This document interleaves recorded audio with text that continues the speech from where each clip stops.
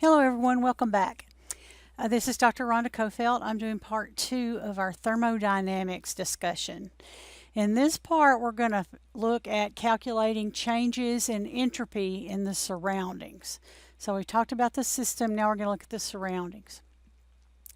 We said the second law demands that the entropy of the universe increase if you have a spontaneous process. But some things are spontaneous, even though the water vapor is more random than like the liquid water.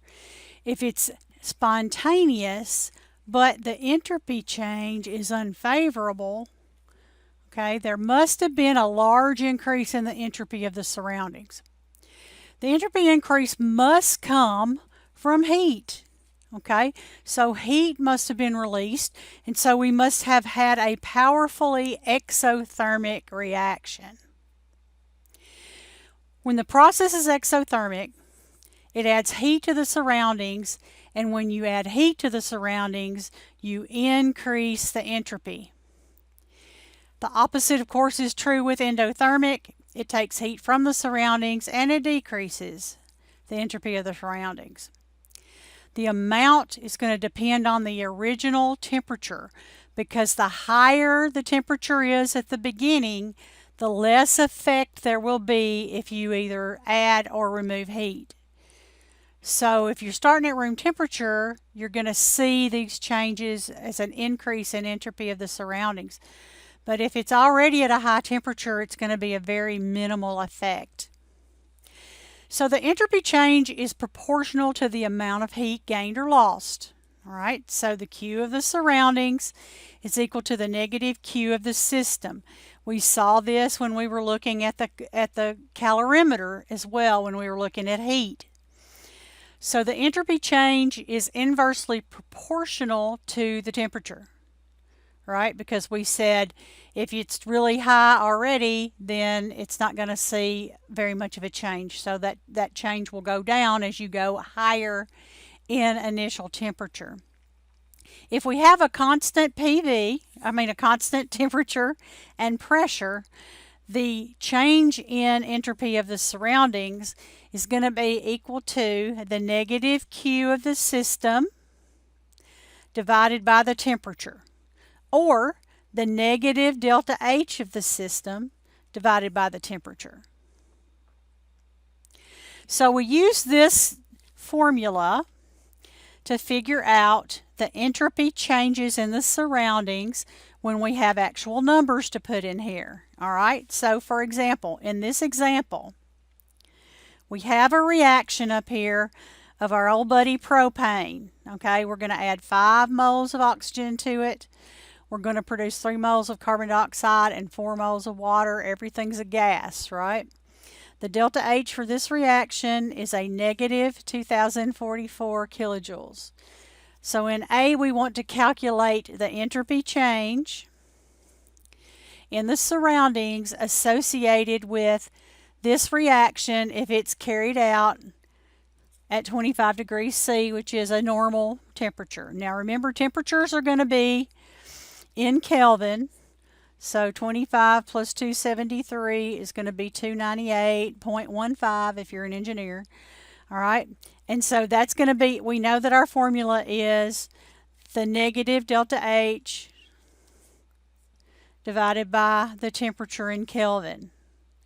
So that means that's equal to the negative of the negative 2044 kilojoules divided by 298 K. And so that's going to give us a plus 6.86 kilojoules per K. Now remember, in entropy, that needs to be in joules. So let's convert that to joules. So there's 1 kilojoule in 1,000 joules. And so there's 6,860 joules per K. And that's a positive. And for now, you might want to put those positives so we don't see like a scattered number or something and think that it's a negative. just so you can kind of keep yourself honest, okay? Determine the sign of the entropy change for the system. All right, so we've got a number, right? Okay, but to really know what the sign is, what we got to do is we got to look in that, we can look at that reaction like we did in the first part. We have 7 moles of gas on one side and 6 moles of gas on the other. And so since we go from 6 to 7, that means that we have a positive increase in S. And so that's what we actually saw on our calculation. So we have a positive delta S of the system. Now, determine the sign of the entropy change for the universe, and is it spontaneous?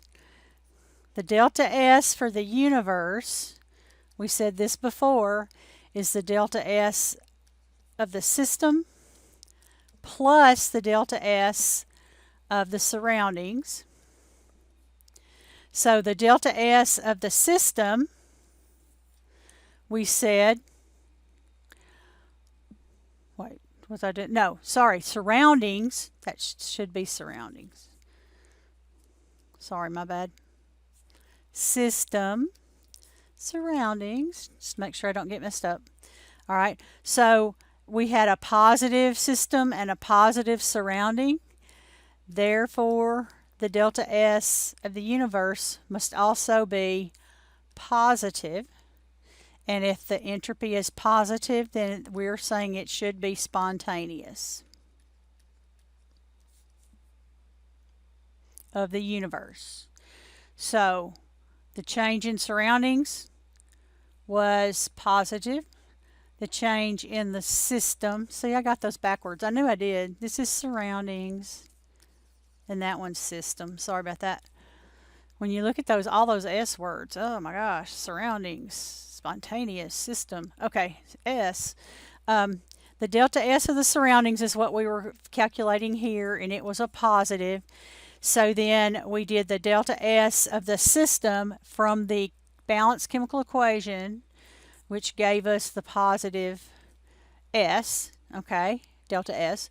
And then if you have a positive and a positive of your system and your surroundings, it must be a positive change in the universe. If it's a change in the universe, then that means it's spontaneous. And you have a practice one there so you can work on that and figure that out as well. And then I think I give you one more to figure out. This one is asking you about the temperature, and so you're just going to rearrange, okay, you're going to rearrange your formula, but don't forget that you have to have both of these in either joules or kilojoules when you put them in that formula to get your delta H of reaction, okay? But it's just a rearrangement of your original formula. Watch your units, because what do you want to end up with? K. All right? You can do it. And that's how we do the calculate the heat associated with the reactions of these things, and I mean the entropy associated with these reactions.